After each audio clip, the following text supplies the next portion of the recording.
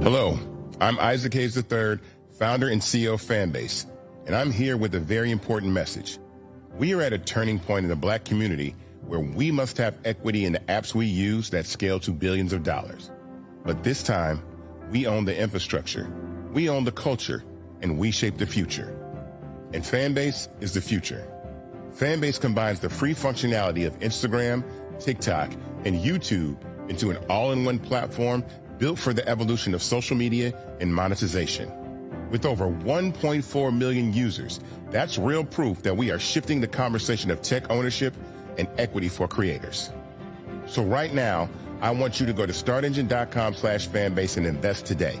The minimum to invest is $399. That gets you 60 shares of stock in Fanbase at $665 a share. This marks a turning point in Black ownership of social media.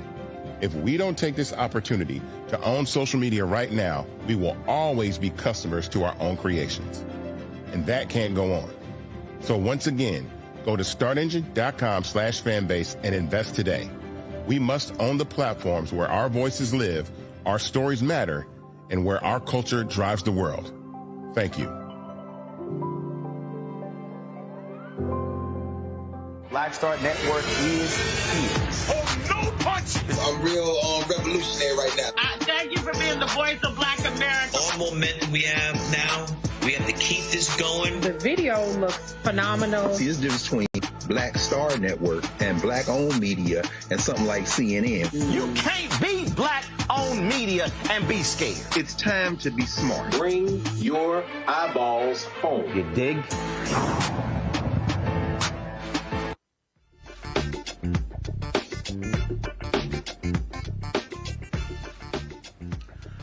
Hey folks, today is Friday, November 14th, 2025, coming up on Roland Martin Unfiltered, streaming live on the Black Star Network. Today is my 57th birthday. It's a jam-packed show. I'm here in Bermuda. We're going to be hearing from the premier of Bermuda, E. David Burt, talking about their goal, their efforts to want to attract African Americans to Bermuda for tourism. Also, we'll hear from PGA Tour Pro Chase Johnson, who I caught up with here at the tournament as well. Folks, lots more to talk about. Megyn Kelly, what the hell is she talking about when it comes to people having sex with girls under 18, saying that's different than a 5-year-old child? What the hell is she talking about?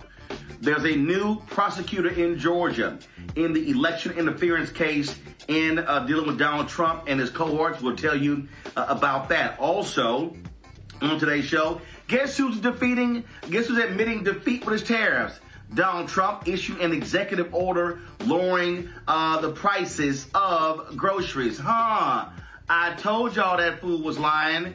Why do I have to now, for the second time in a week, call out a black person in media for spewing bullshit on the air? This time, again, it's Stephen A. Smith. Yes. Oh, my God. All dealing with Jeffrey Epstein. In Florida, free speech is under attack after a black school board member gets blasted for sharing her thoughts on white supremacist Charlie Kirk.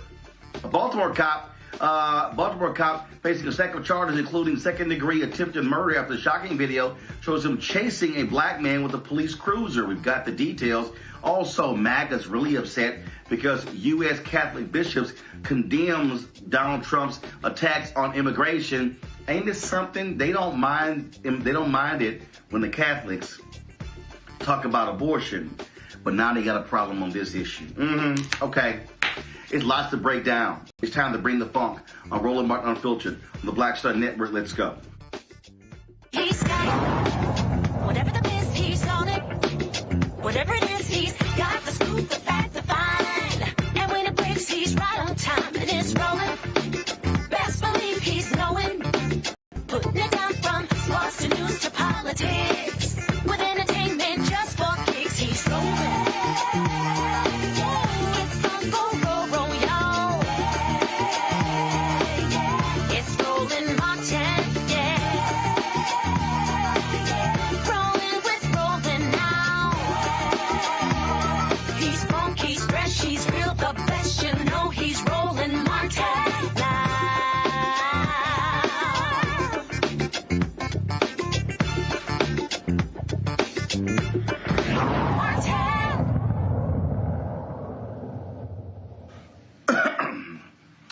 After Fulton County State's Attorney, District Attorney Fannie Willis was removed from the case in Georgia, the election interference case, Republicans dragged their feet over naming a prosecutor. The deadline was approaching. Well, guess what? There's now someone who's going to be doing this. That's right. The leader of the Prosecuting Attorneys Council of Georgia, Peter Skandalakis, is going to be taking over the case. His organization was unable to find another prosecutor, and he chose to lead the prosecution due to his familiarity with some of the immense deep case of files. And remember, Fannie Willis filed against Donald Trump, indicted Donald Trump and 18 others in August of 2023 using Georgia's anti-racketeering laws, saying they were involved in a scheme to overturn the results in the state. Now, we also know what happened with the whole deal with the boyfriend. Trump countered it with the court. It was all kind of drama all the way up to the Georgia Supreme Court. But it's now, that whole mess is now dealt with. Now they have a prosecutor. Now this case is going to move forward. And now, hopefully, we can see some justice prevail against this thug, this twice-impeached, criminally convicted con man in chief, Donald Trump. My panel, Matt Manning, civil rights attorney out of Corpus Christi, Waikuni Siant, CEO and co-founder of Politicking, DC, Michael Imhotep, host, African History Network show. And I'm sure Matt is just enjoying me rocking this 12th man jersey of the number 3 ranked team in the country. And it's not his little school in Austin. All right, let's get to it. Thank goodness this is going to move forward. Michael, a lot of folk were scared. Actually, I'm sorry, Matt, my bad. Sorry, Matt. A lot of folks were scared that these folks in Georgia were going to allow the deadline to expire and let Trump get off. Now we have a prosecutor, and now he can be held into account. Just your thoughts on this decision. Well, I think this decision really is about as ugly as that jersey you have on, Roland, because I think it's much ado about nothing.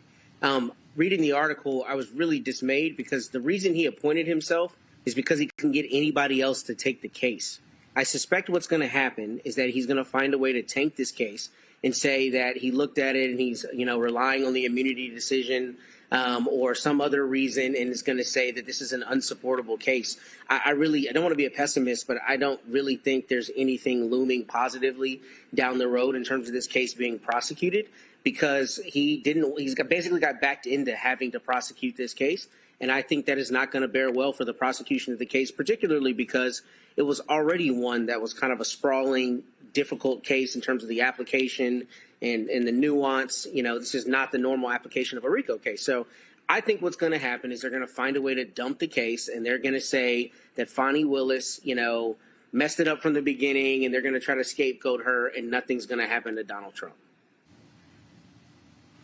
Now, what we do have is that Fulton County Superior Court Judge Scott McAfee has dropped 3 charges out of the dozens in the case. Today, I'm reading this story here from CBS Atlanta. On Friday, McAfee ordered that counts 14, 15, and 27, conspiracy and criminal attempt to file false documents and filing false documents, respectively, should be dismissed. Trump had been charged with 2 of the counts, 15 and 27.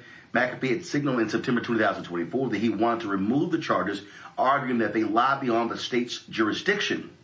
He was not able to officially drop the charges until the case was remanded to him, which did not happen until Fulton County DA Fani Willis' disqualification was finalized in the Georgia courts. The judge had previously quashed 6 counts in the indictment, including 3 against Mr. Trump in March 2024. Even with the counts removed, 32 remain, including an overarching racketeering charge brought against the remaining 15 defendants. Winconi?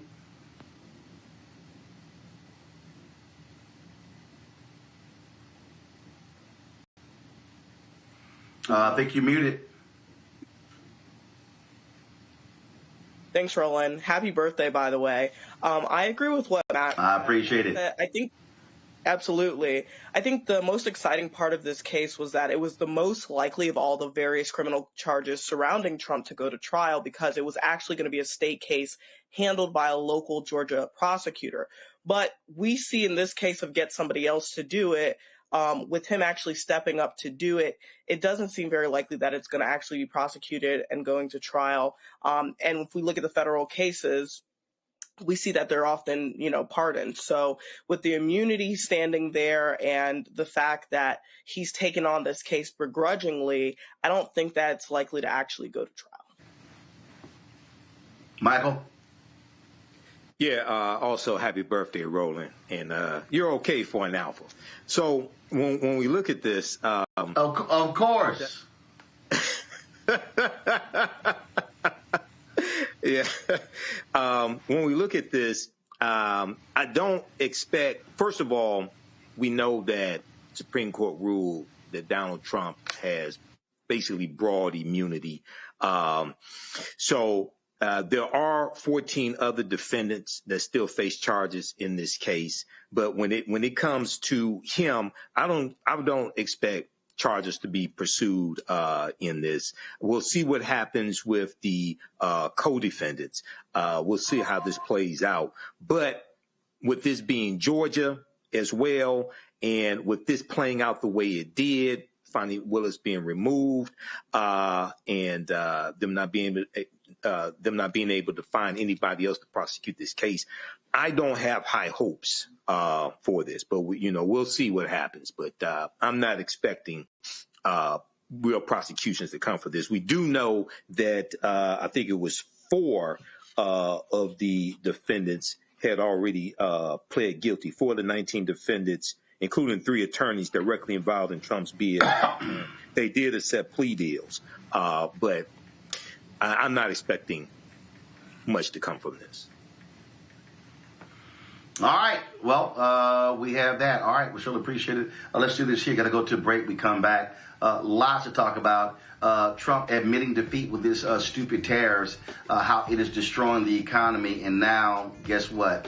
He's like, we got some fixes to make. Also, the release of the Epstein files is leading to lots of drama. A lot of folks talking about it, including Stephen A. Smith, who goes on this rant attacking President Joe Biden, attacking Democrats, but he got his facts wrong. Again. You're watching Roland Martin Unfiltered on the Black Star Network. If in this country right now, you have people get up in the morning and the only thing they can think about is how many people they can hurt, and they got the power, that's the time for mourning. For better or worse, what makes America special, it's that legal system that's supposed to protect minorities from the tyranny of the majority. We are at a point of a moral emergency. We must raise a voice of outrage. We must raise a voice of compassion. And we must raise a voice of unity. We are not in a crisis of party versus party. We are in a crisis of civilization, a human rights crisis, and a crisis of democracy itself. And guess what? You've been chosen to make sure that those that would destroy, those that would hate, don't have the final say, and they don't ultimately win. This is Eric Dickerson, and you're watching Roland Martin Unfiltered.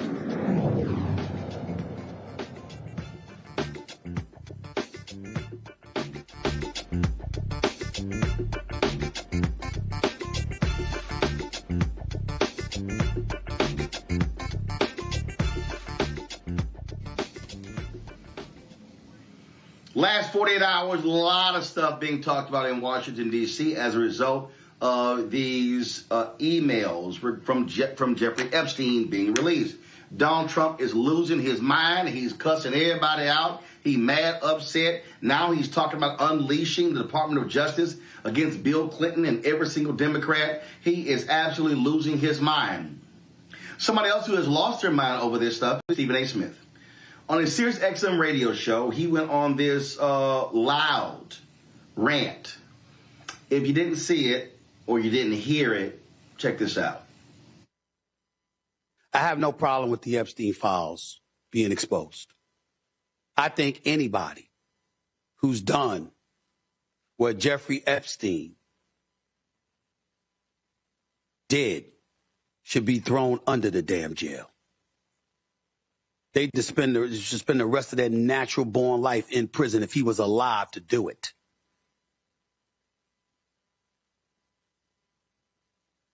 Young girls being sexually molested is as disgusting as it gets. It is as vile as it gets. We ain't making any excuses for anybody like that. What a despicable, despicable human being. There's a special place in hell for people like that. But that's not what anybody can definitively associate the president with. He knew Epstein, so did Bill Clinton. So did a plethora of other famous people inside and outside the world of politics. Incriminating emails, well, what specifically and how significant was it? And when we sit up there as Democrats and we're applauding on the House floor, now that Alita Grijalva was there talking about she'll be the final vote to sit up there and open the Epstein files, and everybody's applauding for the Democratic Party. Ladies and gentlemen, keep in mind that the Epstein files were in existence and free to have been opened during the Biden administration. You were there for 4 years.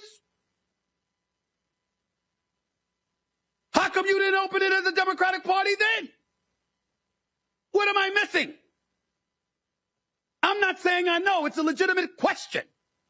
Maybe I don't remember the answer. Maybe my extraordinary producers should be able to help me during the commercial break. But from my understanding, the same files that were open or being open now with the 220 pages of documents or whatever it is, with various emails, that could have been done when Biden was in office. Well, why didn't you do it? If it's so important now. What were the Democrats doing at that particular moment in time? See, this is the kind of stuff that smells.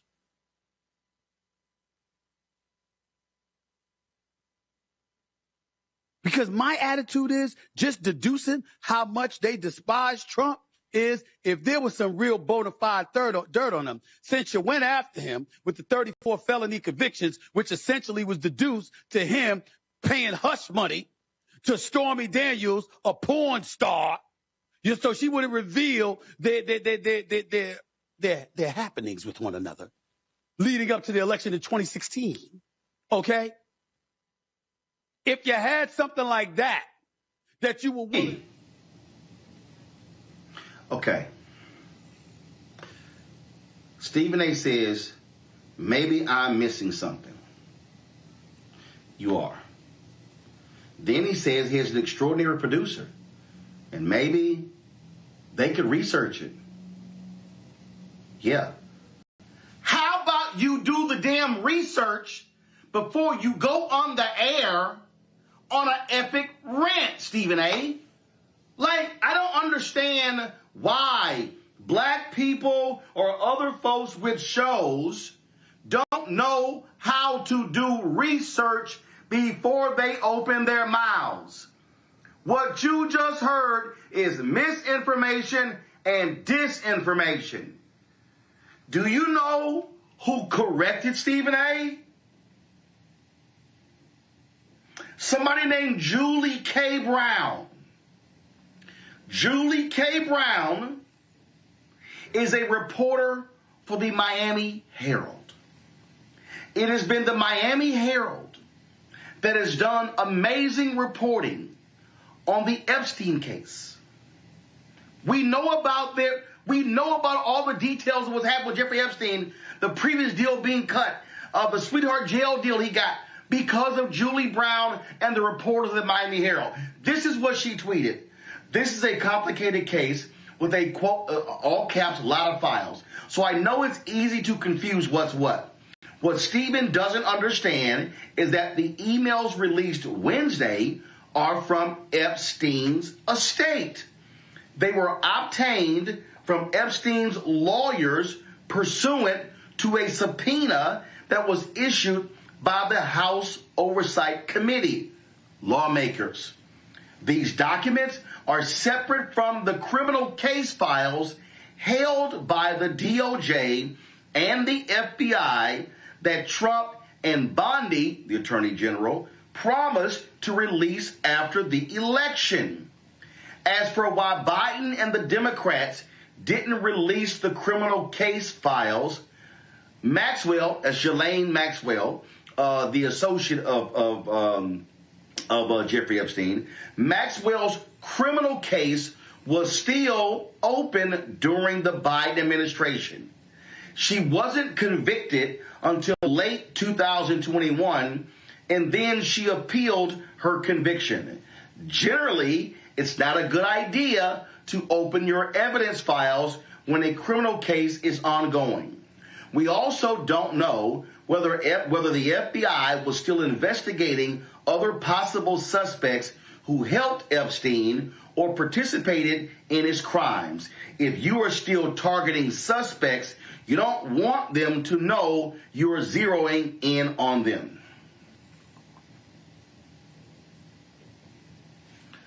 This is what I keep trying to tell these people who are in media. When you have a mega microphone, you need to be judicious with how you use it. You need to be careful with what you say and how you say it, and you need to have your facts right. So when people are then listening to you, they're taking cues from you. And so all of a sudden, folks are going, oh my God, what the hell were Biden and the Democrats doing? They couldn't release them because they didn't have them. And so Stephen A. is broadcasting on Sirius XM radio all around the country. And people are taking his clip and they're reposting it on Twitter, on Instagram, on Facebook, on TikTok, on Snapchat, on Fanbase, on Spoutable, Spill, LinkedIn, everywhere. And he's wrong. And see, this is what I cannot stand. I cannot stand when a journalist or a media personality says, I'm just asking a question. I'm just giving my opinion. What the hell are you talking about? I get asking questions. So here's how it worked. Stephen A., you and your producing team, you book experts like a Julie Brown. And in fact, it would be smart for y'all to book her on Monday or Tuesday or Wednesday or Thursday or Friday. What you do is you ask the experts the question. You say, Julie, you're a reporter with the Miami Herald. You've been covering this story for years. Can you explain to me why these files were released now and not when Biden was president? That's how you ask a question. But Stephen A. didn't ask a question. Stephen A. asked a question and then gave his answer to the question, but before doing so, admitting he didn't actually know the answer. Do y'all know how dangerous that is? That's the equivalent. That's the equivalent of going off on a player for not suiting up. And then you find out later, oh, he was injured. Did you check and call before you attacked the player for being injured? This is what I'm talking about, Michael, and I'm sick of this. I'm sick of people not dealing in facts, not checking first before they go off and say things that then get repeated. And as we know, the lie travels faster than the truth. This is just idiotic to literally say, I don't know. I could have my smart producer check, but let me just rip the folks anyway. Yeah, Roland, it is unprofessional, it's irresponsible, and it's dangerous. And I'm somebody who's been in media 15 years. I've done over probably close to 2,000 episodes of the African History Network show.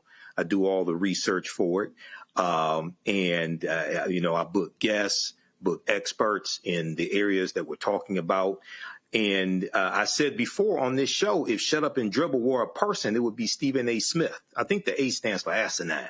He has absolutely no clue what he's talking about.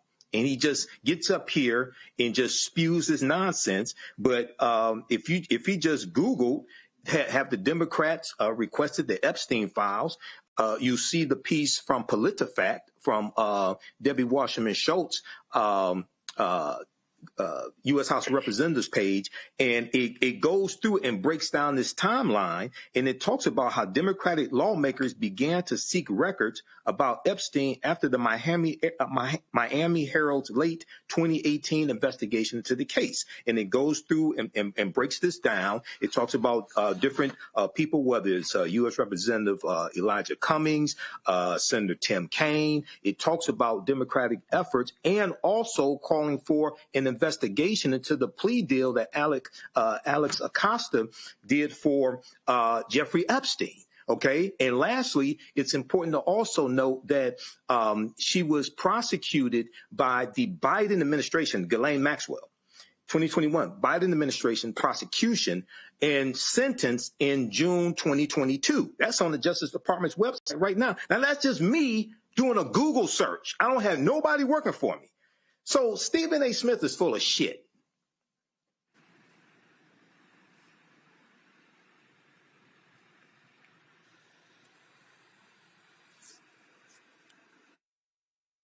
I don't, when Coney, I'm just, here's a perfect example, when Coney, if you want to say, Democrats, why are you now making such a big deal out of the Epstein files? Okay, fine. You give that commentary, give that rant, whatever. If you want to say, hey, the people who also are really pushing this Epstein stuff is the hard right. Now, if you want to criticize them, okay, go right ahead. But what I don't understand is how you literally admit that you don't know the facts, and then you then choose to opine on what happened not knowing the facts. Here's the deal. I don't know all the ins and outs of the Jeffrey Epstein story. But what I do know is that I follow Julie K. Brown. And what I do know, Win Cooney, is that she follows me. And I have been following her Twitter feed for quite some time. And I get the facts from her. And if I had a question regarding this case that I wasn't sure about, it's a good bet. The first thing I'm going to do is go to her feed, because she truly is the expert on this, because she's been covering from day one. Well, that would be too intelligent for Stephen A. Smith to do, Roland. I want Black people to stop getting their political news from Stephen A. Smith. I hope that people didn't forget that 2 weeks ago, he was wrong about Jasmine Crockett, and he's wrong again. His track record has proven. So, control room, I've lost. Can you hear me, Roland?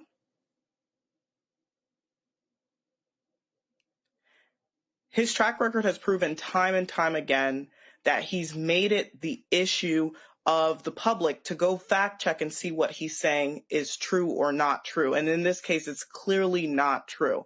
We already went through all the logistics on why his statements were erroneous.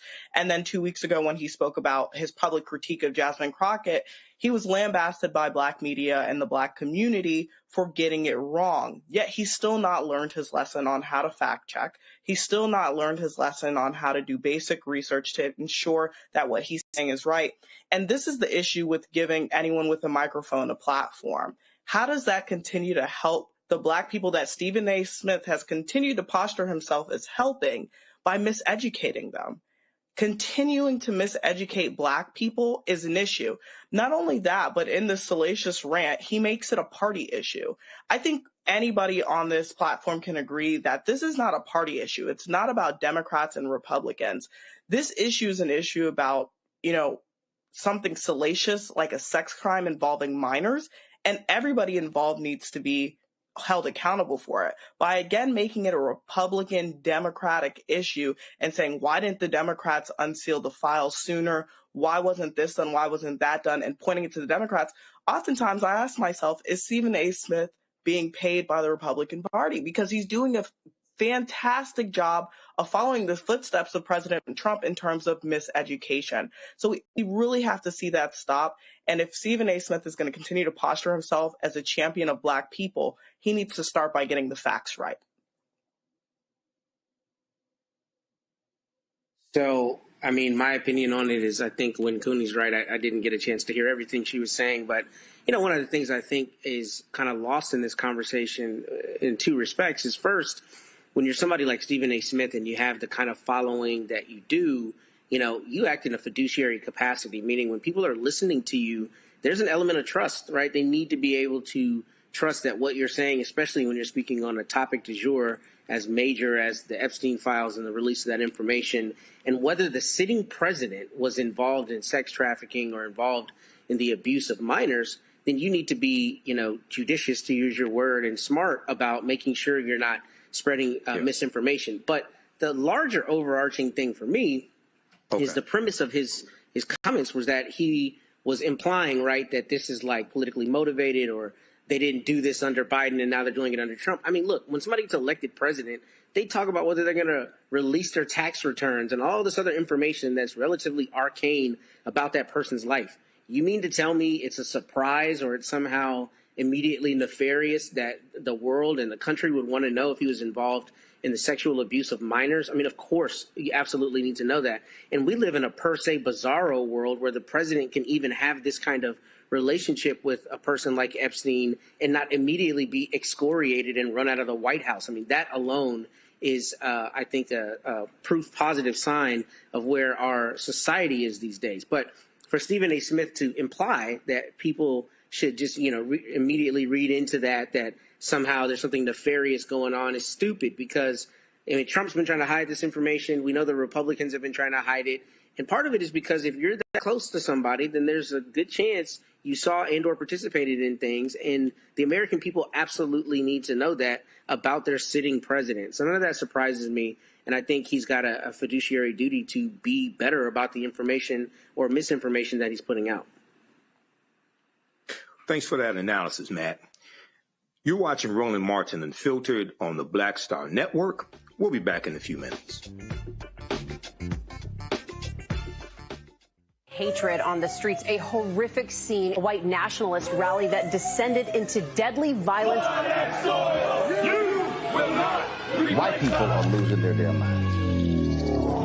As an angry pro-Trump mob storms the U.S. Capitol, we've seen shooting. We're about to see the rise of what I call white minority resistance. We have seen white folks in this country who simply cannot tolerate black folks voting. I think what we're seeing is the inevitable result of violent denial. This is part of American history. Every time that people of color have made progress, whether real or symbolic, there has been what Carol Anderson at Emory University calls white rage as a backlash. This is the rise of the Proud Boys and the Boogaloo Boys. America, there's going to be more of this. Here's all the Proud Boys, guys. This country is getting increasingly racist in its behaviors and its attitudes because of the fear of white people. The fear that they're taking our jobs, they're taking our resources, they're taking our women. This is white fear.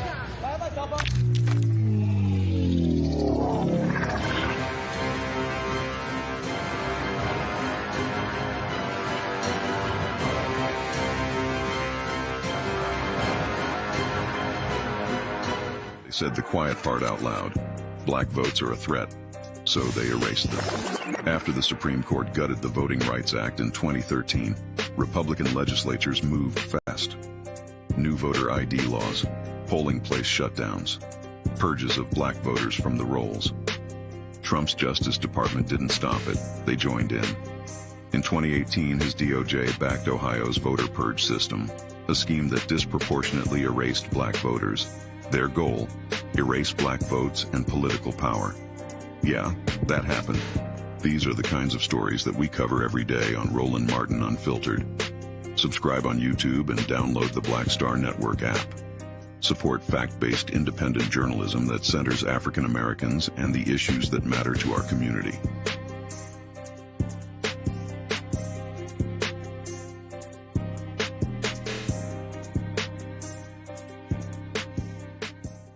Next on the Black Table with me, Greg Carr. The United States is the most dangerous place for a woman to give birth among all industrialized nations on the planet.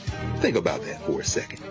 That's not all. Black women are 3 times more likely to die in this country during childbirth than white women. These healthcare systems are inherently racist.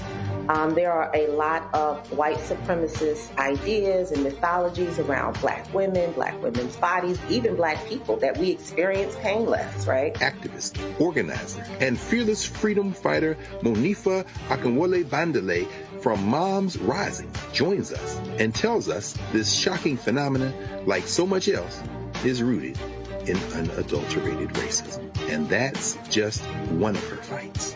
Monifa Bandele on the next Black Table here on the Black Star Network.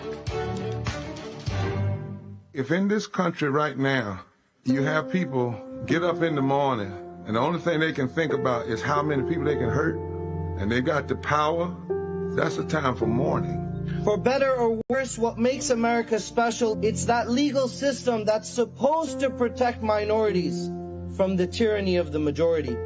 We are at a point of a moral emergency.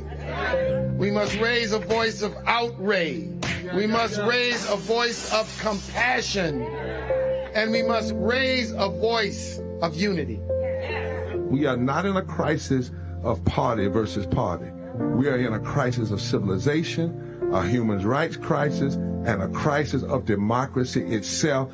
And guess what? You've been chosen to make sure that those that would destroy, those that would hate, don't have the final say, and they don't ultimately win. Hey, I'm Malcolm Lee, and you're watching Roland Martin Unfiltered.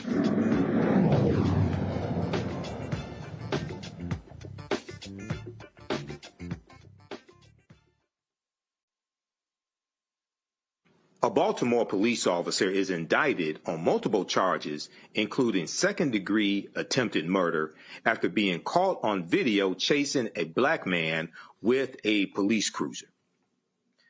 Officer Robert A. Parks is also charged with first- and second-degree assault, reckless driving, and misconduct in office. The charges stem from an October 28th incident where Parks is captured on video by social media user Slick Brown trying to run over a civilian. According to the indictment, Parks tried to disperse a gathering of people on a sidewalk. He attempted to get a man to go towards him, but the unidentified man refused. Parks threatened to call the dogs on the man. The man began walking away from Parks. Parks then radioed that he had, quote, one running adult male in the alley, end quote. This is what happened next. All right. Yeah, what's your reason to stop him? You ain't even got no reason to stopping him, bro. Hey, yo, walk off, Trey. You hit the alley, yo. Go ahead, Trey, walk off, yo. He beating. You ain't even got no reason to stop him. Hey, yo, what the fuck? You gonna hit him with the car? Yo, what the fuck, bro? Yo, hell no, yo. Hey, yo. Come back this way, yo.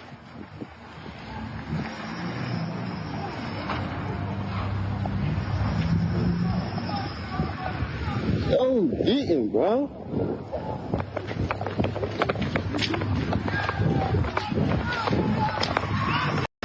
That's his dumb ass. Fucking dummy.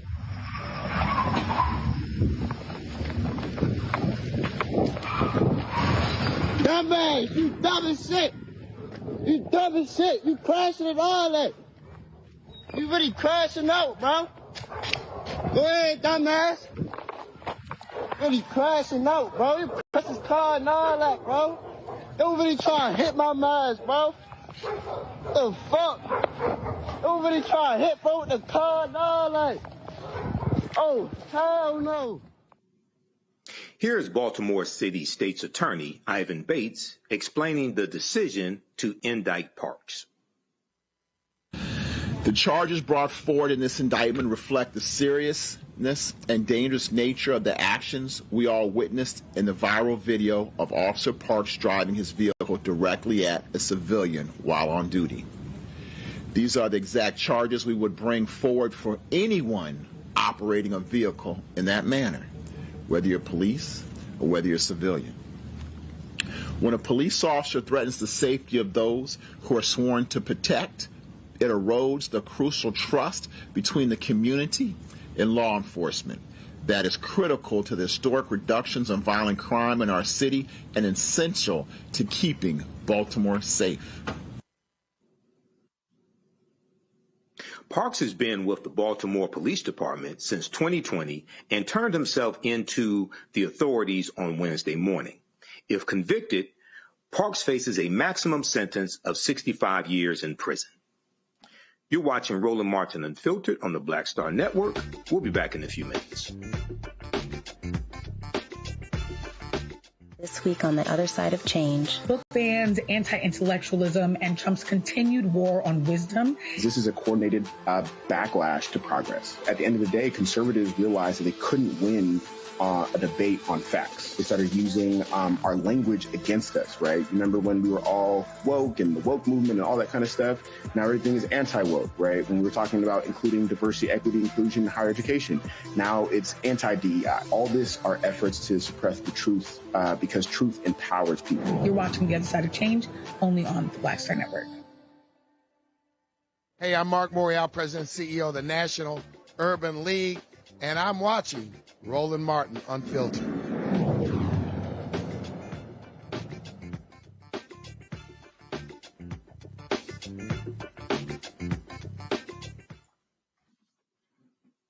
Welcome back to Roland Martin Unfiltered. Michael Imhotep sitting in for Roland.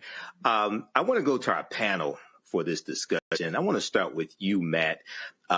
You are an attorney and also a defense attorney. What are your thoughts on this case? So I saw this case on social media, I guess, a week or two ago, and I was just baffled because, this is first great citizen, recording. I mean, obviously we see videos all the time now, but this was good that this brother recorded it the way that he did. And when I saw this video, I was baffled that a police officer would not only do this kind of thing. I mean, of course, there are times that they're assaultive. We talk about it all the time on this show. But this brazenly, broad daylight, after clearly having some kind of tense interaction with these brothers, and then you go and try to hit them. I mean, honestly, when I looked at this, this is one of the few times I think that the attempted murder charge might actually stick. I think what will happen, I think we've talked about it on the show, but when you're prosecuting a case, I don't know how it is in Maryland, but in Texas, a prosecutor always gets what's called a lesser included offense. So that means if they're prosecuting you for murder and they want the jury to be instructed on another charge like deadly conduct or manslaughter, depending on how the law works in that state, the prosecutor automatically gets it.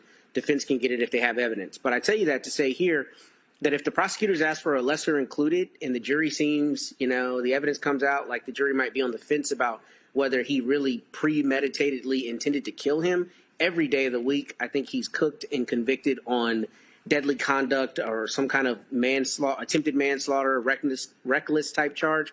Because what's very clear here is he's trying to hit this guy with the car. The struggle will be the intent and whether he intended to kill him. Because I read the Maryland statute and it doesn't really read like you're doing an act that's clearly dangerous to human life, the way sometimes states write their laws. Here, it's a premeditated intent to kill. I think that may be a little bit of a difficult issue for the jury. But I think this guy is dead to rights. If I were defending him, I would be trying to get a plea deal because there is absolutely no question about what happened.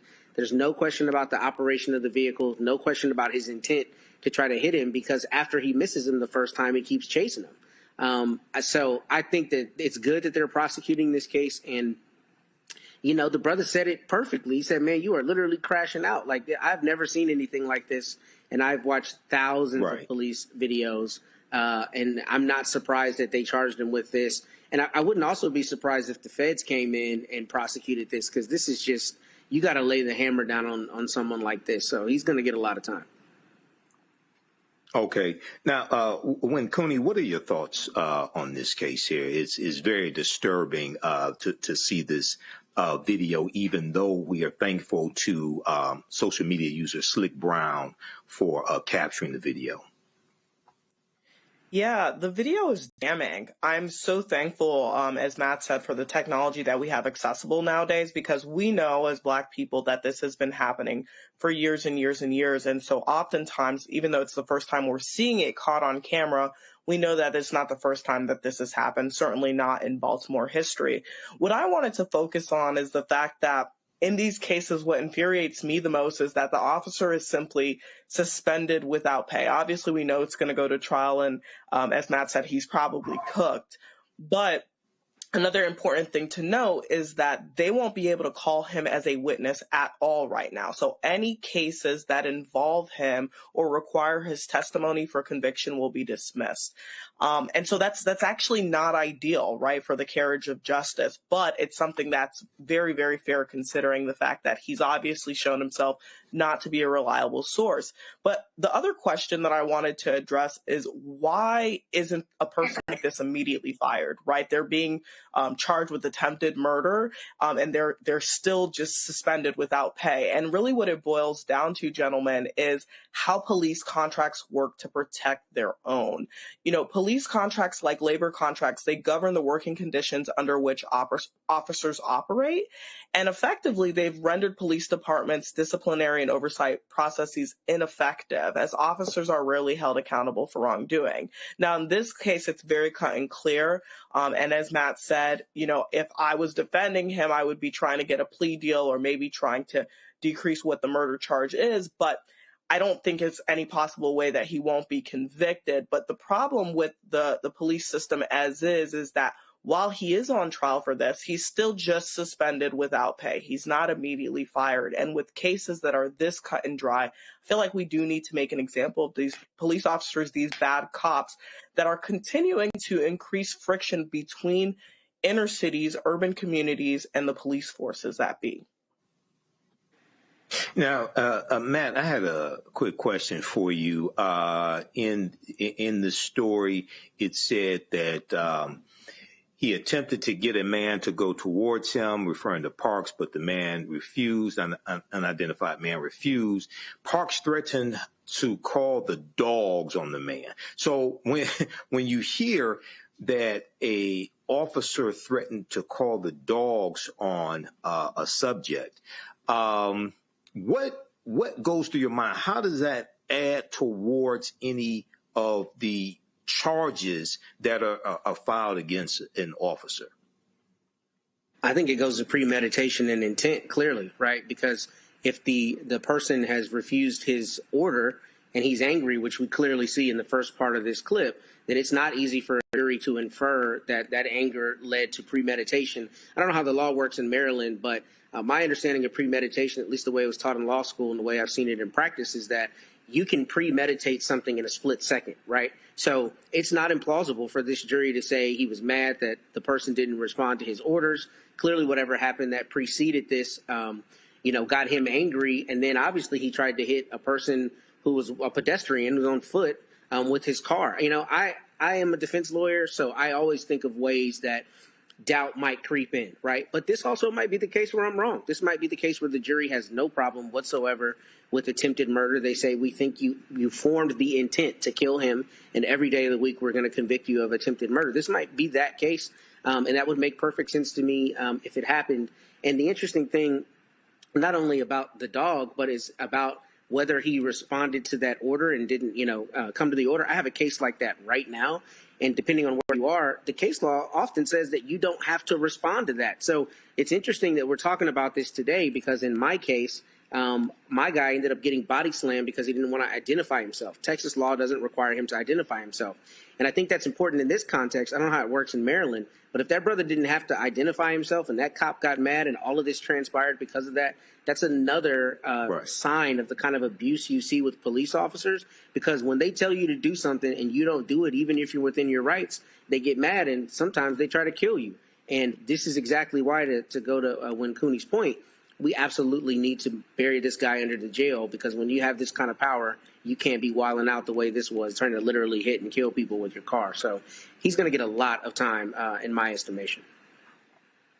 Right.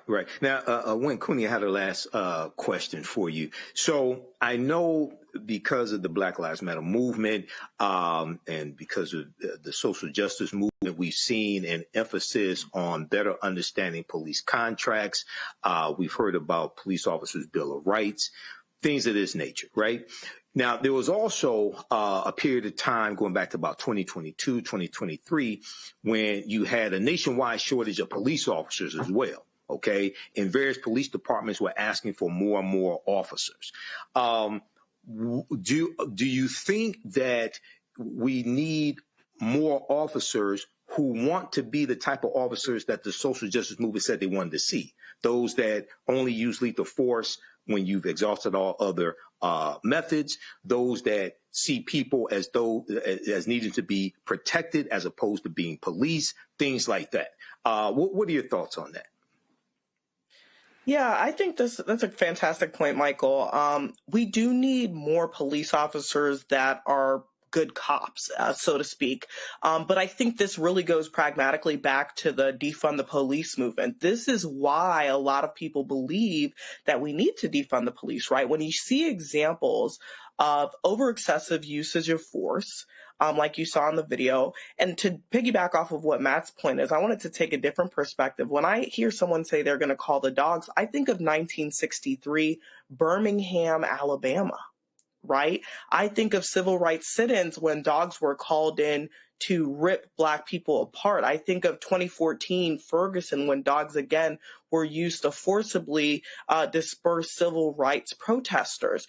And so when we continue to see overusage of excessive force, it doesn't make people excited to sign up to become police officers, particularly within these areas that police officer constituent relations are already extremely contentious. So I think this is where we get the two camps, right? We get the camps that are advocating for better cops that are utilizing their powers for good, that are building relationships and bridges within the communities. And then we have the other camp that says, hey, we need to defund the police. We need to lean on community policing more. We need to lean harder on mental health resources for Black and brown people.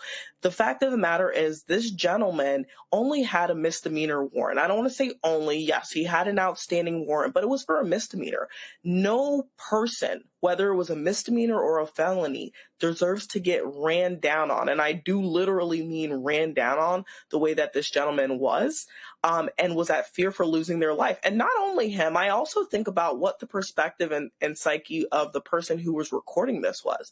This is an extremely traumatic situation, and I would have been fearing for the retaliation of the cop as well once he noticed that I was recording, right? So this not only affects the person that was being, apprehended, but also the community at large. And this is how Baltimore PD is treating our community, right? This is what they're going to take away from.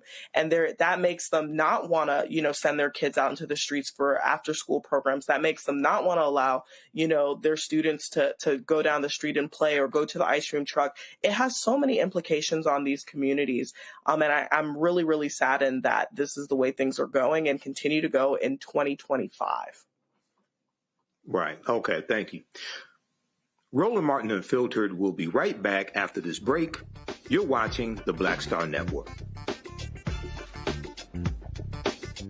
This week on A Balanced Life with Dr. Jackie, are you looking for clarity on your believer's journey?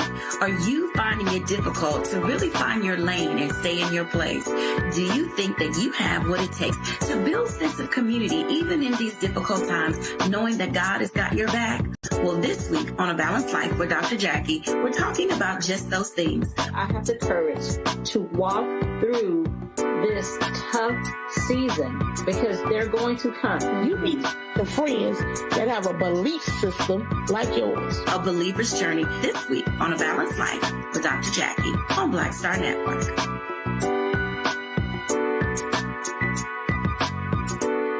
This week on the other side of change. Book bans, anti-intellectualism, and Trump's continued war on wisdom. This is a coordinated backlash to progress. At the end of the day, conservatives realized that they couldn't win a debate on facts. They started using our language against us, right? Remember when we were all woke and the woke movement and all that kind of stuff?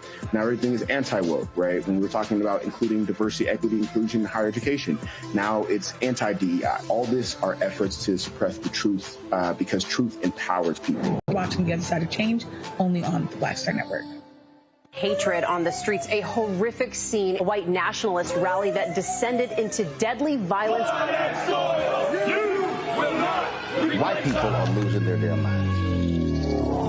As an angry pro-Trump mob storms the U.S. Capitol, we've seen shooting. We're about to see the rise of what I call white minority resistance. We have seen white folks in this country who simply cannot tolerate black folks voting. I think what we're seeing is the inevitable result of violent denial. This is part of American history. Every time that people of color have made progress, whether real or symbolic, there has been what Carol Anderson at Emory University calls white rage as a backlash. This is the rise of the Proud Boys and the Boogaloo Boys. America, there's going to be more of this. Here's all the Proud Boys, guys. This country is getting increasingly racist in its behaviors and its attitudes because of the fear of white people. The fear that they're taking our jobs, they're taking our resources, they're taking our women. This is white fear.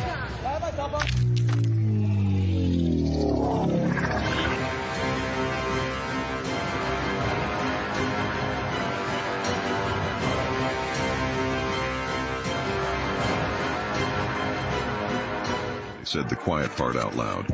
Black votes are a threat, so they erased them. After the Supreme Court gutted the Voting Rights Act in 2013, Republican legislatures moved fast. New voter ID laws, polling place shutdowns, purges of black voters from the rolls. Trump's Justice Department didn't stop it, they joined in. In 2018, his DOJ backed Ohio's voter purge system, a scheme that disproportionately erased black voters. Their goal, erase black votes and political power.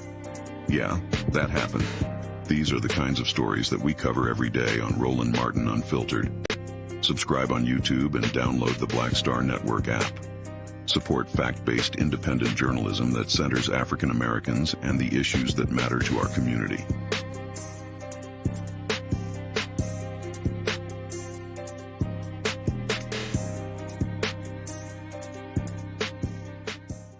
This week on The Other Side of Change. Book bans, anti-intellectualism, and Trump's continued war on wisdom. This is a coordinated backlash to progress. At the end of the day, conservatives realized that they couldn't win a debate on facts. They started using our language against us, right? You remember when we were all woke and the woke movement and all that kind of stuff?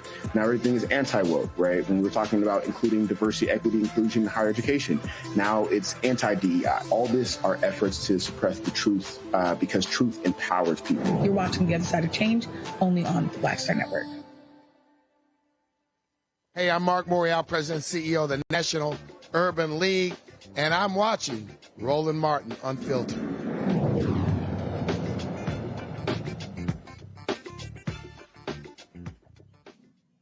Charlotte, North Carolina is the latest city preparing for the Trump administration's immigration enforcement actions. Local officials report that federal immigration agents could start arriving as early as this weekend. However, specific details regarding the operation, including the number of agents and their exact plans, have not been communicated. Mecklenburg County Sheriff Gary McFadden has stated that his office will not participate in the operation, and Mayor Vi Lyles is urging the community to remain calm, emphasizing that local police are not involved in these efforts. Currently, Charlotte is on high alert, with the community calling for transparency, safety, and protection for all residents. Patrols are set to begin in New Orleans, with plans to deploy as many as 200 Customs and Border Protection agents in the coming weeks. I want to go to the panel with this, and I'll start with you, Winkuni.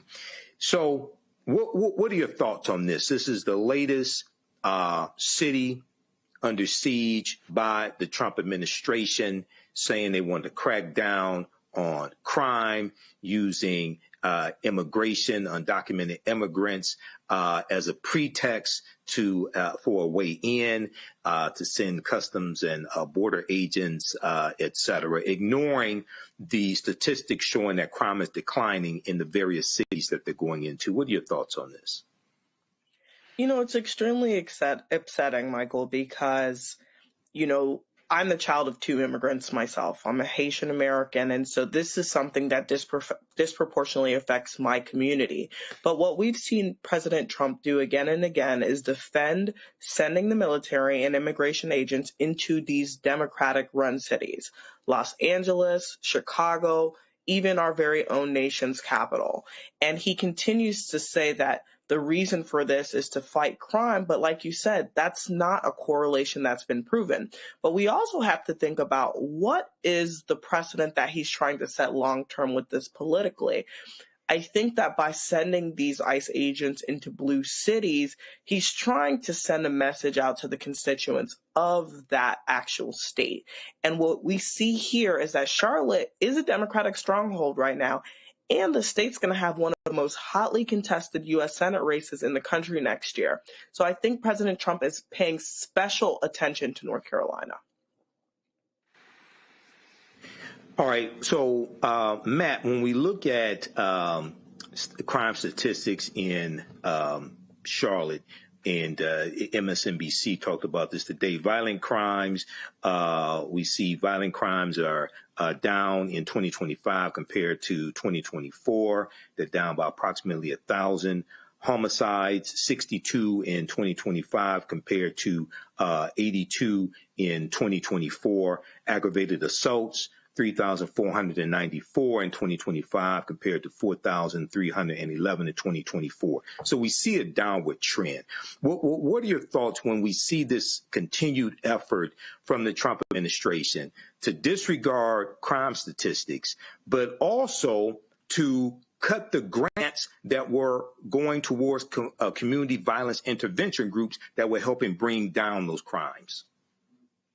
Well, we've talked about it on the show many times, and many times it's you opining astutely on this. But what it comes down to is the base does not care about reality. They care about the rhetoric, which is why you can get on TV and beat that drum, till you're blue in the face, that crime is running rampant and all these things. And the statistics, including statistics from your own FBI, say demonstrably that's not true.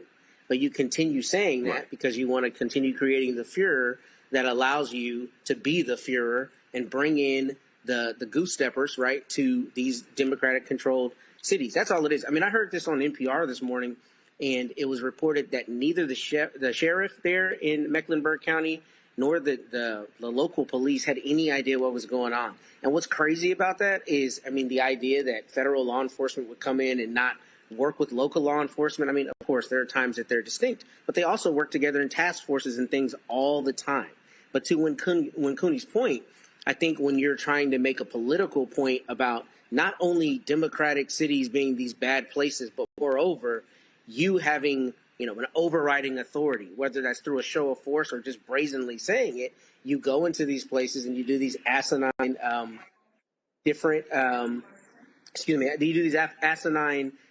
procedures, right, just to show a show of force. So this to me is stupid, and it's dumb that local law enforcement didn't know anything about it. And I think part of it is them licking their wounds because the judges ruled against them in Chicago and other places. But it's pointless, and it's purely to make a political point, I think, particularly where the actual evidence shows that it's not necessary.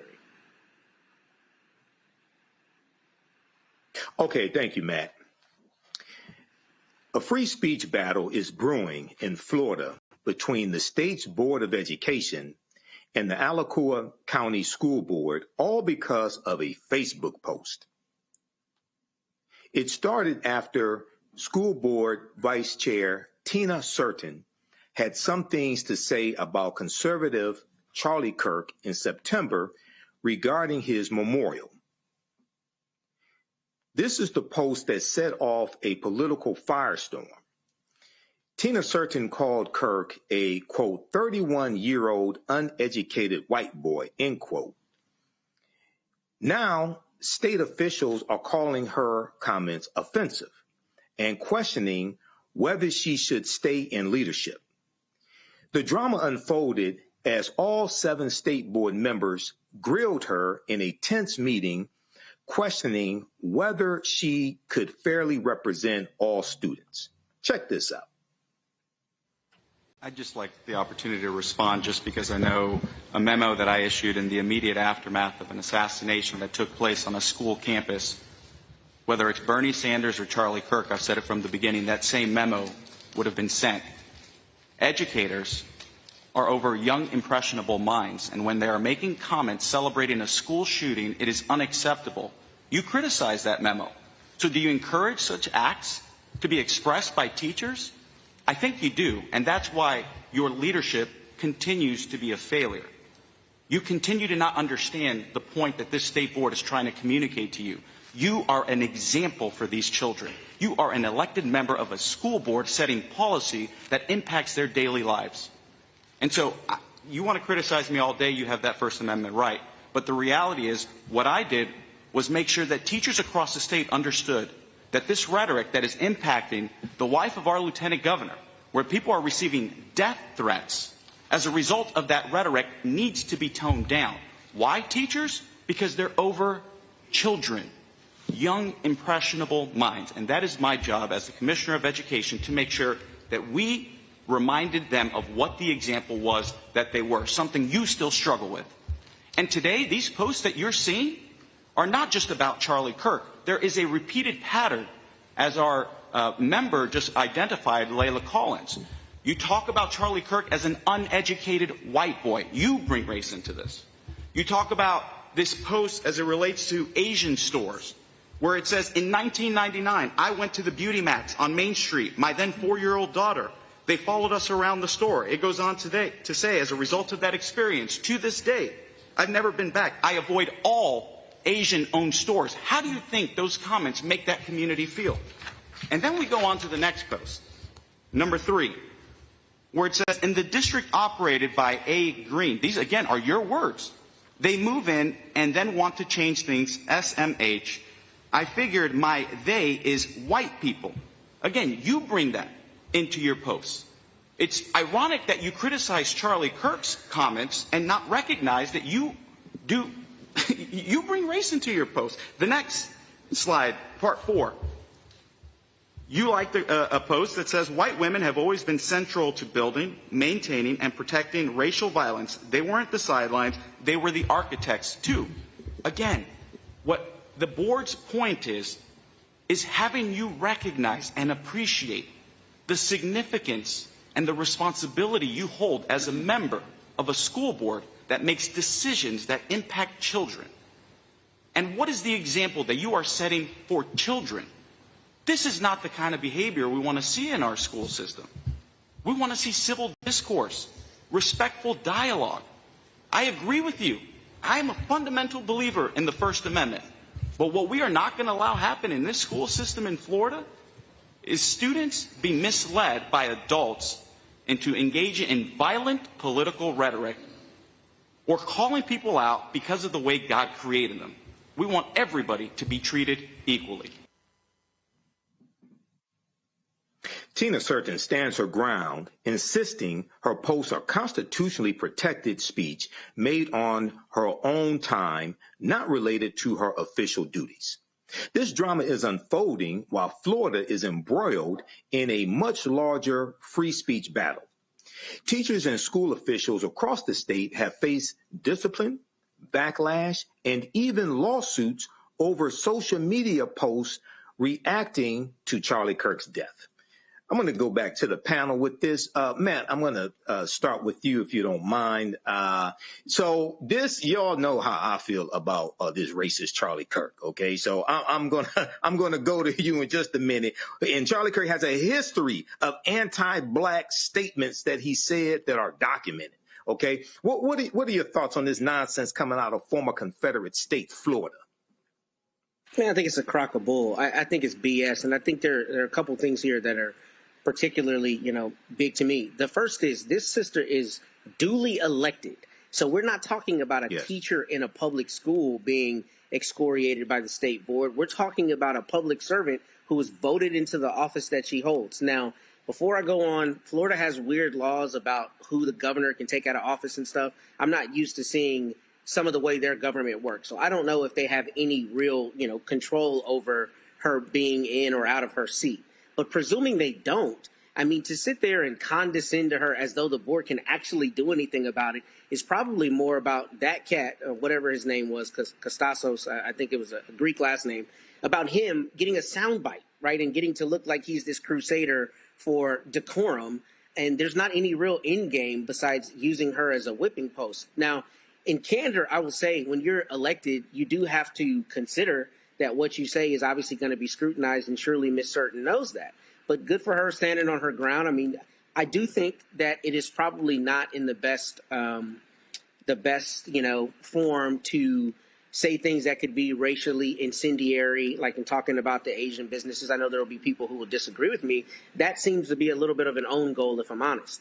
But with respect to Charlie Kirk in particular, Charlie Kirk's rhetoric was vitriolic, and vitriolic about black people in particular, and all of these people who have made him a martyr are completely intellectually dishonest when they call anybody out saying anything about him. I mean, literally, Charlie Kirk was talking about people having to die in order to protect the right for guns. So it is not, intellectually dishonest to say that he died talking about something he was espousing. I mean, that's literally true based on what he said.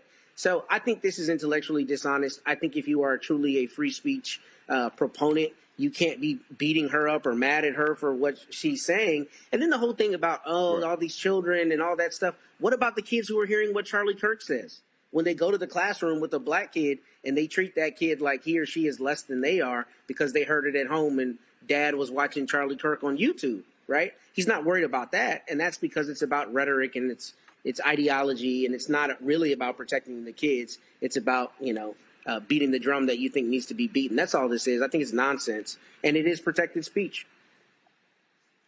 Right. Now, Wayne Cooney, let's get get straight. Charlie Kirk is an unqualified college dropout, okay? He is an unqualified white boy, and he did talk about prowling blacks. He was a proponent of the Great Replacement Theory. He did say on January 23rd, 2024, on the Charlie Kirk show, if I see a black pilot, I'm going to be like, boy, I hope he's qualified. He did say that George Floyd was scum. Okay. And he also did have negative things to say about Michelle Obama, Sheila Jackson Lee, Ketanji Brown Jackson when it came to affirmative action, and said, you do not have the brain processing power to otherwise be taken really seriously. You have to go steal a white person's slot to go be taken somewhat seriously. So what are your thoughts on this unqualified white male college dropout, Charlie Kirk?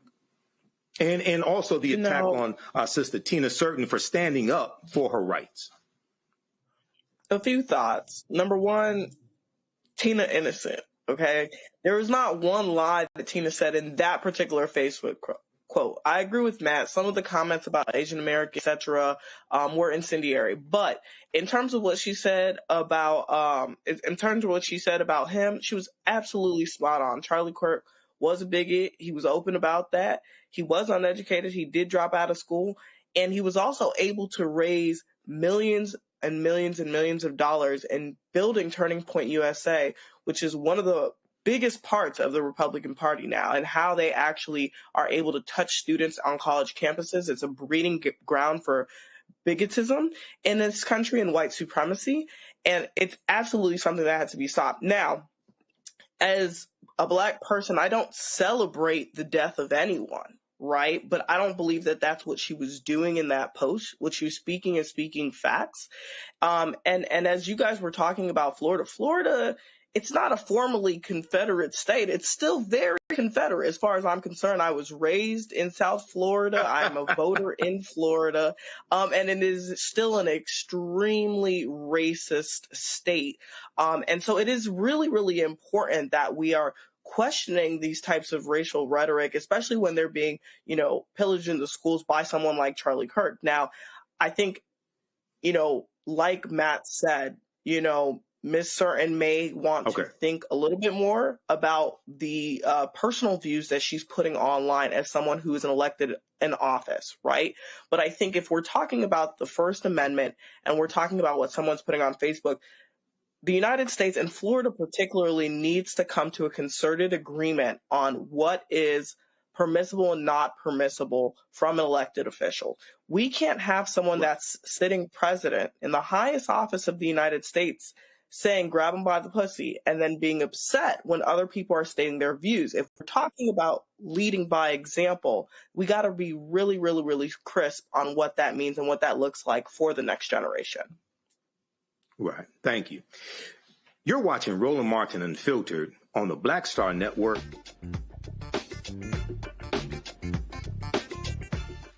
Next on the Black Table with me, Greg Carr. The United States is the most dangerous place for a woman to give birth among all industrialized nations on the planet. Think about that for a second.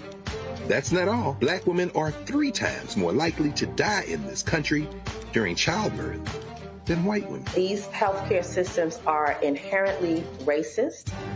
There are a lot of white supremacist ideas and mythologies around black women's bodies, even black people, that we experience pain less, right? Activist, organizer, and fearless freedom fighter Monifa Akinwole Bandele from Moms Rising joins us and tells us this shocking phenomenon, like so much else, is rooted in unadulterated racism. And that's just one of her fights.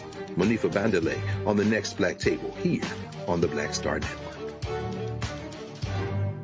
This week on The Other Side of Change. Book bans, anti-intellectualism, and Trump's continued war on wisdom. This is a coordinated backlash to progress. At the end of the day, conservatives realized that they couldn't win a debate on facts. They started using our language against us, right? Remember when we were all woke and the woke movement and all that kind of stuff? Now everything is anti-woke, right? When we were talking about including diversity, equity, inclusion, higher education, now it's anti-DEI. All this are efforts to suppress the truth because truth empowers people. You're watching The Other Side of Change, only on the Black Star Network. This week on A Balanced Life with Dr. Jackie, are you looking for clarity on your believer's journey? Are you finding it difficult to really find your lane and stay in your place? Do you think that you have what it takes to build a sense of community even in these difficult times, knowing that God has got your back? Well, this week on A Balanced Life with Dr. Jackie, we're talking about just those things. I have the courage to walk through this tough season because they're going to come. You need the friends that have a belief system like yours. A believer's journey this week on A Balanced Life with Dr. Jackie on Black Star Network.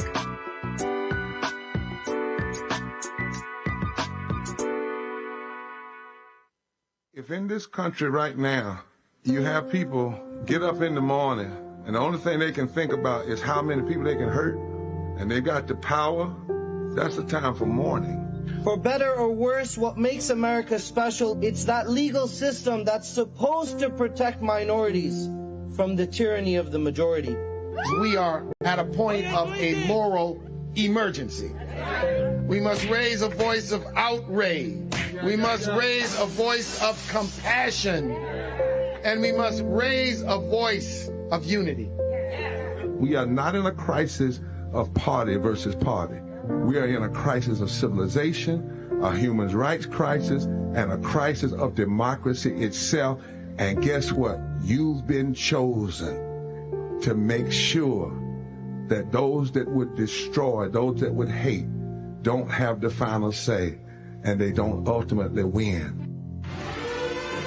Violent white supremacy is, quote, the most persistent and lethal threat in the homeland. The greatest terrorist threat to the homeland is the homegrown violence stream, including hate crime committed on behalf of some kind of white supremacist ideology. They are coming after everything in Black America. MAGA and Donald Trump are specifically targeting Black America. They are going after the money. Attack Black Lives Matter. Attack critical race theory. Attack woke, DEI. MAGA wants to defund Black America. This is a perfect example of their desire to completely degrade and de-emphasize Black people.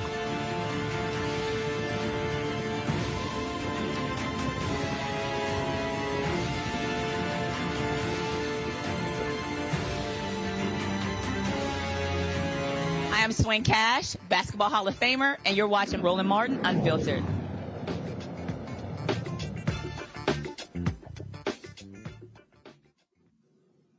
Hey guys, if you notice, Roland is having technical difficulties broadcasting from Bermuda.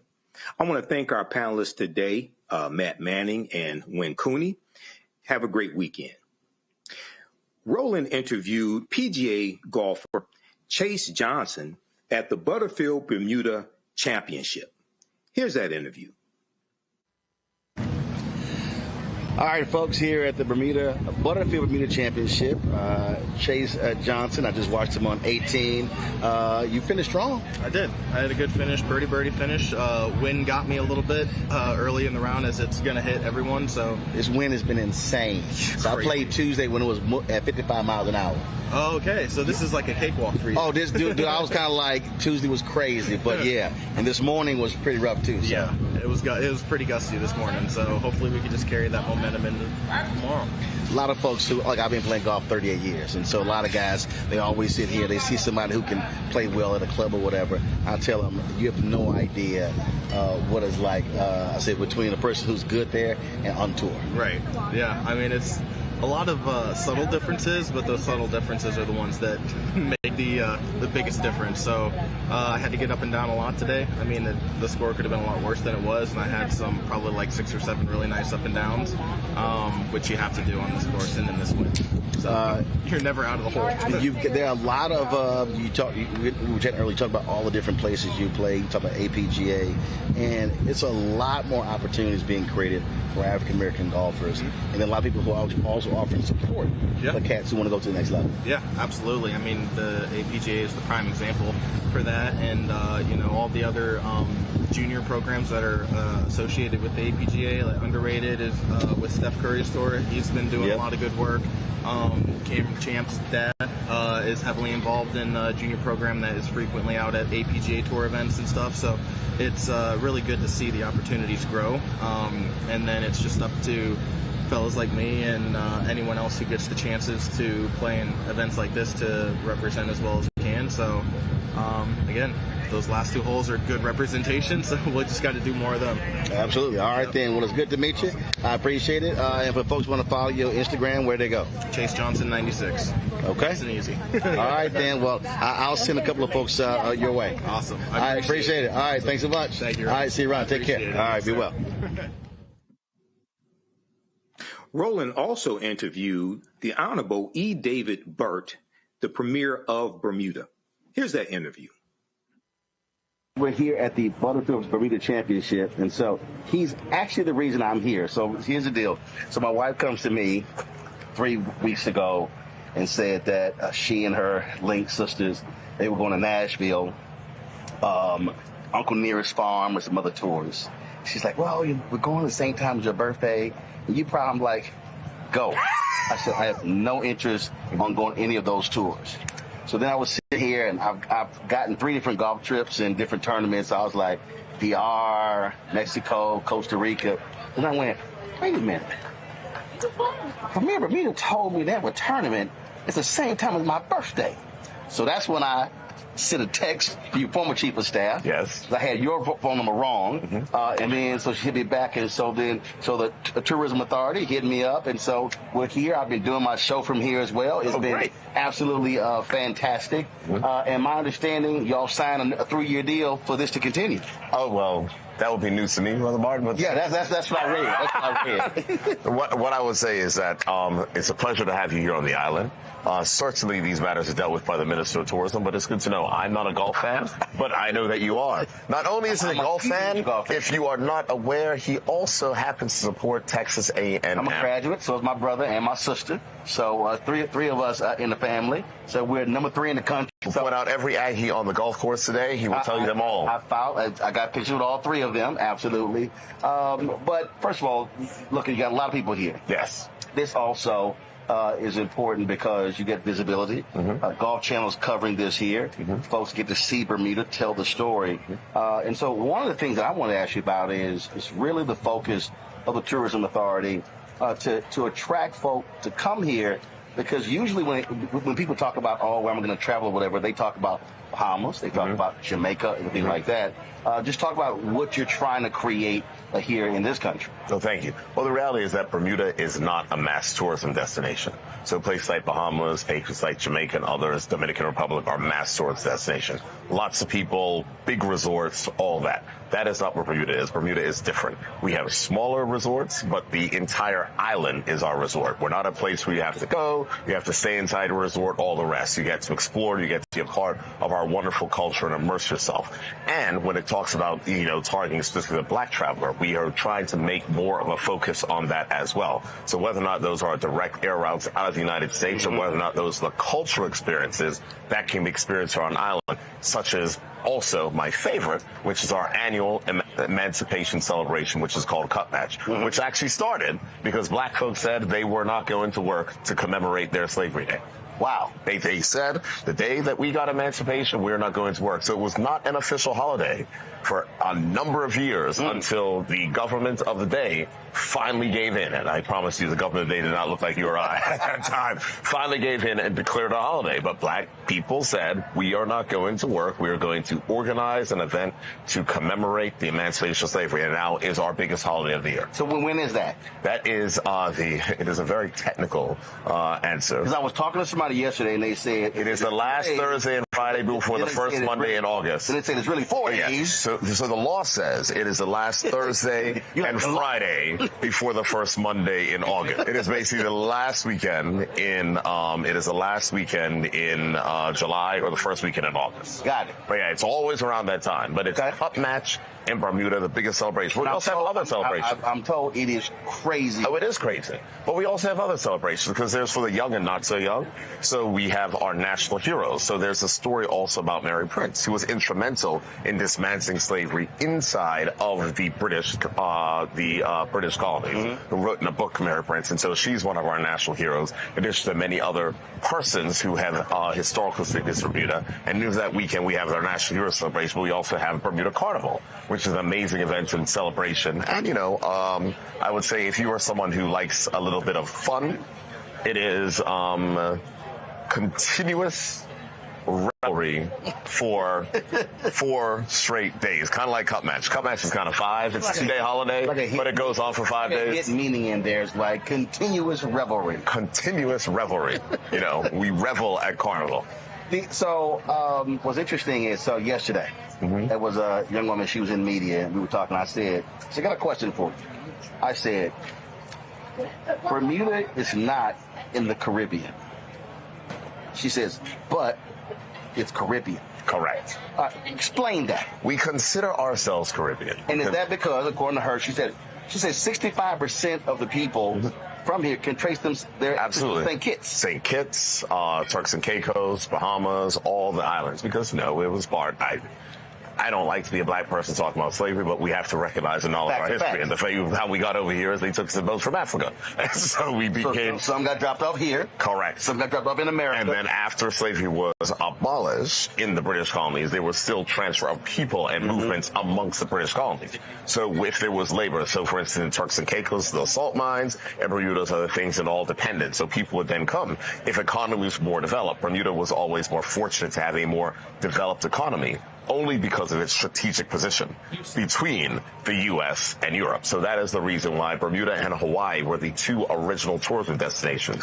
Because after World War II, we had airports, power, seaports, all the rest, and those then had to be converted into peacetime uses, and that is the reason why Hawaii became a major tourism destination, as did Bermuda be even a bigger tourism destination. So... because you're not, how far are we from New York City? You're not far from it depends. East Coast. Here's the reality. It will oftentimes take you longer to drive to JFK from Midtown than it will to take you to fly from JFK to Bermuda. Depending on the winds, 75 minutes. Wow. Depending on the winds. If the winds are going the wrong way, it might be 85 to 90. So it really is interesting to me that Bermuda is so close. But to your point, I don't hear a lot of folks talking about, hey, I'm going to vacation in Bermuda. Now here's the funny thing. Bermuda. You don't hear a lot of folks talking about it, but for instance, last year, throughout the entire high season, our hotels were full and people couldn't get rooms. So the reality is we're marketing to the persons. We are just not a mass tourism destination. But if you're looking for a unique destination, a place that is different, a place where you're not trapped inside of a resort, a place where you can explore, mix with the locals, have fun, have the beautiful scenery, go out, this is the place for you. Also, the connection between Bermuda and African Americans. So many folks traveling to the United States, being educated there as well, and forming those relationships. Absolutely. Yeah, a lot went to HBCUs as well. Many. But here's the other thing as well. Right now, what is also interesting for Bermuda is that we now have a growing and burgeoning African population as well. We celebrate African Day as well. Lots of persons from East Africa, West Africa as well. And Bermuda, from a business perspective, also hosts, because we are known for our work in insurance, we also host insurance products that protect African crops from natural disasters. So there's a number of things in which we're doing with the diaspora. Gotcha. Because while you were talking about being business, I spoke here, 2 speeches I gave here. I think one was in 2009, it was like 11 or 12, and both were at business conferences. Yep. And we're talking about, again, the relationship with entities in the United States and here as well. What else would you would really want folks to know about this country that they may have no idea about? Well, the first thing is that Bermuda is unique. There's no question about it. Unique. when people look at Bermuda, we are a temperate climate, so it is, we have seasons. We don't have snow, we don't have anything. It's a bit cooler in the winter. They have wind. Yes. Wind. We have wind. Tuesday was 55 miles per hour playing golf. And Brian Miller's hit me, he said. Hold a second, it was 55 miles an hour in New York, too. The same cold front that hit y'all came down and hit us. I wasn't playing golf there. Okay, I got you, see. Some people were. Plus, it was 41 there. And it was not 41 here. It was in the 70s here. It was 40s there. Everybody hit me. He said, you're insane. I said, I would rather be outside playing golf in 55-mile-an-hour wind than sitting inside looking out a window. Okay. So but the next day, it was a perfect day. It was just a little bit of wind. It came from y'all, the United States. Oh, so you blaming it? Oh, it is 100%. 100%. Okay. Came from y'all. But so we are close. We are not. So it is a quick flight. You might want to think about a weekend. You might want to think about something that you're just saying, you know what? I want to surprise my wife. I want to surprise my man. I want to do this. I want to do that. It is a simple trip, especially if you are in Boston, New York, Philly, D.C., and Miami, and Atlanta, Miami. Y'all looking to work with airlines to add more direct? Our largest hotel is reopening next year, so there'll be even more flights that are coming back online next year and the year after, because those things are driven by hotel capacity. So we just opened as a Regis Hotel. The Lauren Hotel has opened. The Cambridge Beaches has been renovated, and now our Fairmont Southampton will reopen as well next year. So when is what you call high season? The high season is during the summer. Okay. So the high season in Bermuda is considered between April and October, I would say. Got it. April and October. The best times to come to Bermuda, where you have the best mix of value and others, is September, because, it's after people go back to school. Right. So if you don't want to be around kids and all the rest, if you come in September, you can take your you take your vacation there. You don't have to worry about kids. And, of course, the hotels aren't as full, so the rates are better, and then you'll have availability on flights. So September is like the sweet spot, because it's still hot.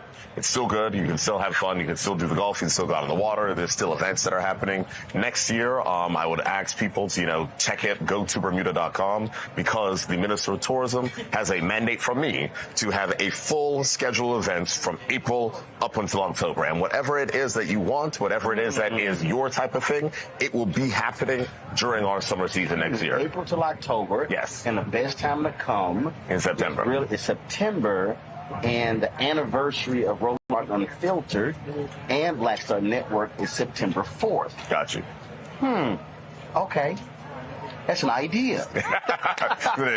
But that should not discount Cup Match, Carnival, or our annual holiday Bermuda Day. And we also have this thing. You might be into sailing. I'm not so much into sailing. No, I'm not. I'm not so much. I'm gonna get in trouble when people see this. But there is a sailing tournament here. Water's for the fish. The land's for. But hold on a second. I'm a land-based. Hold on a second. People go to F1 matches and never watch the cars or the things go around. Oh, but I drive fast. No, I was staying on land and watch them sail. But yeah, no. I'm not telling you to go in the water. I'm saying it's like this. Yeah. And so it's like an event. So we're doing that next year. It's come back next year. That's the beginning. That's the kickoff of the season, beginning of May. So as I said, go to Bermuda.com. We'll have the whole list. While they're selling, I'm playing golf. I mean, you can. That's my priority. There's a golf tournament around that time too. My wife knows that's only priority. Last one. So the sister came on my page, and she had the audacity to say that Deltas run this island. And I said, darling, I said, listen, my wife one of y'all, but no, I said, this is Alpha land. That's my understanding. Well, Alphas run the country. Soror, Delta Soror. I appreciate you. I just let her know. I just had to. First family. My apologies. Sorry. That's how we do it. Premier, I appreciate it. Brother Martin. Great to see you. It's a pleasure to have you back. I'm glad to be here. Hope you enjoyed your time. I enjoyed it, and look forward to next year, because this really has been a fabulous tournament, and it's been a ball. Thank you. All right. Appreciate it.